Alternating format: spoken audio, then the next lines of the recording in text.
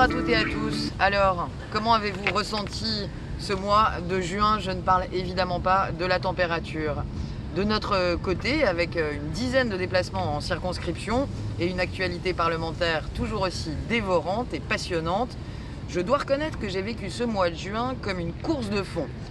À l'Assemblée nationale aussi, nous avons eu un agenda parlementaire chargé au mois de juin avec un texte extrêmement important. Nous avons voté le projet de loi pour la liberté de choisir son avenir professionnel à une large majorité, 349 voix pour en première lecture. Cette loi est extrêmement importante, c'est le deuxième volet de la rénovation sociale que nous sommes en train d'enclencher depuis plus d'un an, aux côtés notamment de Muriel Pénicaud. Notre ambition avec ce projet de loi pour la liberté de choisir son avenir professionnel est assez simple, c'est de permettre que chacun puisse bénéficier d'une émancipation sociale grâce au travail, grâce à l'acquisition de compétences, grâce à la formation, parce qu'aujourd'hui, la compétence est la meilleure des protections contre le chômage. C'est pourquoi, au sein de ce texte de loi qui est très important, nous avions un objectif, faire en sorte que chacun puisse de façon autonome choisir sa vie, bénéficier d'une autonomie en matière de formation et ne pas la subir. En matière de formation donc, chaque salarié pourra désormais, comme chaque demandeur d'emploi, utiliser un crédit formation et utiliser librement ses droits à la formation. Chacun aura la liberté de choisir la formation qui lui sied le plus. 500 € par an pour les salariés, 800 € pour les moins qualifiés d'entre nous.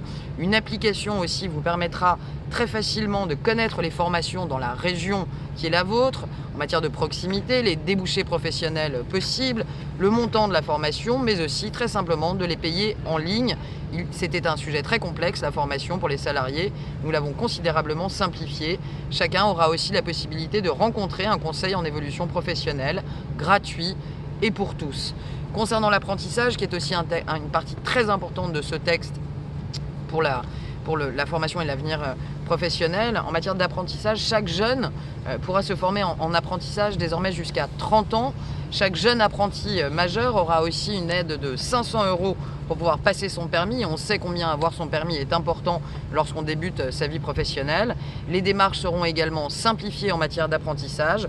Pour les entreprises, il n'y aura plus qu'une seule démarche au lieu des 4 existantes. Enfin, concernant le volet de l'assurance chômage, c'était un engagement fort du président durant la campagne. Les démissionnaires qui ont un projet professionnel auront accès aux mêmes droits au chômage que les autres demandeurs d'emploi et les indépendants, agriculteurs, artisans, auto-entrepreneurs, commerçants, indépendants. L'ensemble des indépendants en cas de liquidation judiciaire auront aussi droit à une indemnisation.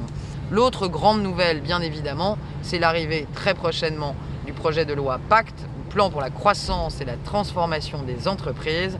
J'aurai la joie de vous en parler tout au long des mois qui viennent pour vous démontrer comment nous souhaitons faire grandir nos PME, premièrement, mais aussi et surtout mieux partager la valeur avec les salariés dans l'entreprise. C'est tout l'objet du projet de loi Pacte dont je préside la commission spéciale. Rendez-vous très bientôt pour une explication en large et en travers de la loi Pacte.